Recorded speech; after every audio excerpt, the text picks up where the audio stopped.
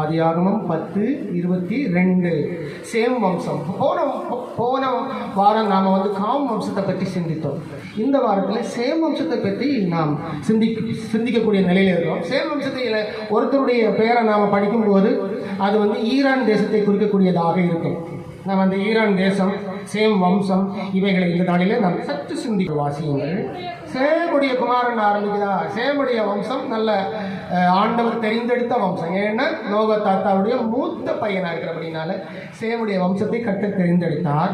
பாருங்க, சேம் குமாரர் ஏலாம், அசூர், அர்பக்சாத், லூத், ஆராம் என்பவர்கள். பார்த்தீங்களா? இது சேமுடைய பிள்ளைகள். கிட்டத்தட்ட 2300 இவங்க நிற்கிறாங்க. கிட்டத்தட்ட 2350 இவங்க நிற்கிறாங்க. 2400 வச்சுக்கிட்டோங்களே, அவங்க அங்கே நிற்கிறாங்க. அப்போ இந்த சேம் பார்த்தீங்களா? Shem, Ham, Japheth. அப்போ சேமுடைய பிள்ளைகள் இதில் எத்தனை பேர் வராங்க பார்த்தீங்கன்னா சேமுடைய குமாரன் ஏலாம், அசூர். இந்த அசூருங்கிற பேர் நம்ம இந்தியாவில் கூட நிறைய இருக்குது. அசூர், அர்பக்சாத், லூத், ஆராம் என்பவர்கள். இதில் ஏலாம் என்றவர்கள் தங்கியிருந்த இடம்தான் நீங்கள் இன்னைக்கு பார்க்குற அந்த ஈரான் தேசம். ஈரானுக்கு பழைய பெயர் என்ன தெரியுமா? ஏலாம்னு பேர். அது பைபிள்லேருந்து தரப்பட்டது. என்ன பேர்? ஏலாம். பார்த்தீங்களா? பைபிள் எந்த அளவு சரியாக போய்கிட்டு இருக்கிறது. இதனால தான் இயேசுப்பா சொல்கிறாரு, நான் ஆதியும் அந்தமாக இருக்கிறேன். வெளிப்படுத்தின விஷயத்தில் சொல்கிறாரு. பார்த்தீங்களா? ஆதியும் நான் தான், அந்தமும் நான் தான். அப்புறம் அந்த ஆதி என்று அவர் சொல்லும் பொழுது அந்த எதை பற்றி சொல்கிறாரு? பூமி உண்டாகிறதுக்கும் ஆதி காரணர் நான் தான், மூல காரணர் நான் தான். சூரியன், சந்திரன், உயிர்கள் இருக்கு இல்லையா? மீன் வகைகள் எடுத்துக்கணும், எவ்வளோ அழகாக இருக்குது. ஊரும் பிராணிகளை எடுத்துக்கோங்க, சிலதெல்லாம் எவ்வளோ அழகாக இருக்குது. அணில் பிள்ளைலாம் பாருங்கள், அதுலேயே 3-4 வெரைட்டிஸ் இருக்குது. அது வாய் வச்சு சாப்பிட்றதெல்லாம் பார்க்குறதுக்கு நீங்கள் அப்படி பார்த்துக்கிட்டே இருக்கணும் போல இருக்குது. அந்த மாதிரி ஆட்டம், கரெக்டாக ஆட்டம். இந்த ஊரும் பிராணிகள், அப்புறம் இந்த கடல் வாழ் பிராணிகள் எல்லாமே அழகு. அதுக்கப்புறம் மனுஷன். அதுக்கப்புறம் என்னது? மனுஷன். செம்ம அழகுதானே மனுஷன்? அழகுதானே? இல்லை, அந்த அழகு வரிசையில் நாம் எல்லாரையும் அழகு அழைத்திருக்கிறார். அதுதான் ஆதி. நான் ஆதியும் அந்த இதுக்கு ஒரு முடிவும் அவர் வச்சுக்கிறாரு. அப்போ உலகத்தை நினைத்து, உலகத்தின் உயிர்களை நினைத்து, உலகத்தின் உயிரினங்களை நினைத்து தான் அந்த வார்த்தையை சொல்கிறார். நான் ஆதியும் அந்த இருக்கிறேன். அப்போ அந்த ஆதி பகுதியில் நீங்கள் பார்க்கும் பொழுது ஏலாமியர்கள் ஈரானியர்களாக இருக்கிறார்கள். சரிதானே? சந்ததிகள். ஈரானியர்களை குறித்து நம்ம பார்த்தோம்னு சொன்னால் அவர்களுக்கு ஆரம்ப பேர் என்னது? ஏலாமியர்கள். ஏலாம்ங்கிறது ஈரானை தான் குறிக்கும். அப்போ அவங்க எந்த வம்சம்? இப்போ புரியுதா அவங்களுக்கு? எந்த வம்சம்? சேம் வம்சம். சரி, இயேசு கிறிஸ்து என்ன வம்சம்? சொல்லுங்க பாப்போம். சேம் வம்சம். ஆபிரகாம் என்ன வம்சம்? சேம் வம்சம். ஐயோ, அப்போ ஏலாமியர்களும் இப்பொழுது இருக்கிற ஈரானியர்களும் என்ன செய்யுது? சேம் வம்சம். இதுக்கு மேலே வரலாறு இல்லை. ஏலாம் அப்படிங்கிற அந்த பேர் ஈரானுக்கு இருந்துச்சான்னு பாருங்க. ஏலாம் என்ற அந்த பேர் ஈரானுக்கு இருந்துச்சு. சேம் வம்சம். அவர்கள் சேம் வம்சமாக இருக்கிறார்கள். அல்லேலூயா. அது ஒரு பெரிய ஆதாரம் நமக்கு. எலாமைட்ஸ் ஹிஸ்டரி. இந்த ஏலாமியர்கள் வேர்ல்டு ஃபுல்லாக பரவி இருக்கிறாங்க. வேர்ல்டு ஃபுல்லாக பரவிங்கன்னா கேரளா வரையிலும் இருக்கிறாங்க ஏலாமியர்கள். இப்போவும் இருக்கிறாங்க ஏலாம் வம்சம். ஆனால் அவங்களுக்கு தெரியாது ஏலாமியர்கள் யாருங்க. ஸ்ரீலங்காவில் நிறைய பேர் இருக்கிறாங்க ஏலாமியர்கள். ஏலம்ங்கிறது தான் ஈழம்னு மாறும். தமிழ் ஈழம் அப்படின்னு மாறும். ரொம்ப ஆச்சரியமாக இருக்குது. அப்போ இவங்க எல்லாம் எந்த வம்சத்தில் வராங்க பார்த்தீங்கன்னா சேம் வம்சத்தில் வராங்க. போன வாரம் நான் ஒன்று சொல்லியிருந்தேன்ல, காசா மக்கள் என்ன வம்சம்? ஞாபகம் இருக்கா? யாருக்காது யாராவது சொல்லுவீங்களா? காம் வம்சம். காம் வம்சத்தில் என்ன வம்சம் அவங்க? ஏதாவது ஞாபகம் இருக்கா? யாருக்கும் ஞாபகம் இல்லையா? மறந்துட்டீங்களா? சரி, அப்போ என் மண்டை வேற, உங்க மண்டை வேற போல போகுது. காணாங்க வம்சம். அப்போ காம் வம்சத்தில் அவர்கள் இருக்கிறார்கள், சேம் வம்சத்தில் இவர்கள் இருக்கிறார்கள். தெரியுமா? இன்னைக்கு உலகத்துக்கு எவ்வளோ பெரிய ஒரு சவாலாக அவர்கள் இருக்கிறார்கள் தெரியுமா?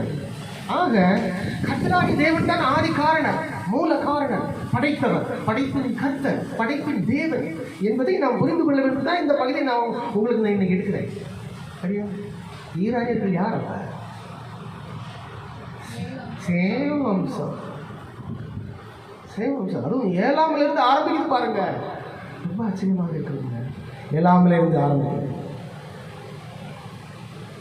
இந்த ஏழாமியர்களும் ஒரு முறை, இந்த ஏழாமியர்களுக்கும் ஆபிரகாமுக்கும் ஒரு முறை சண்டை ஒன்று நடந்துச்சு. அதை வாசிப்போமா? வாசிப்போம். அதிகாரம் 14ஆம் அதிகாரம் எடுத்துக்கொண்டா முடிஞ்சாலும் லோத்துடைய சரித்திரம் வந்து வருகிறது. அதில் இந்த ஏழாமுக்கு ஒரு அப்போ பாருங்க, ஒரு ராஜா இருந்தார் பாருங்க, ஏழாமியின் ராஜாவாகிய 14:1 இருக்குது பாருங்க. சினேயரின் வாசிங்க 14. அம்ராப்பேலும் ராஜாவாகிய அரியோகும் ஏலாமின் ராஜாவாகிய கெதர்லாகோம். பார்த்தீங்களா? ஏலாமின் ராஜாவாகிய கெதர்லா கோமேரும் அப்படின்னு இருக்கு. பார்த்தீங்களா? அப்போ ஏலாமின் ராஜா அங்கே இருக்கா?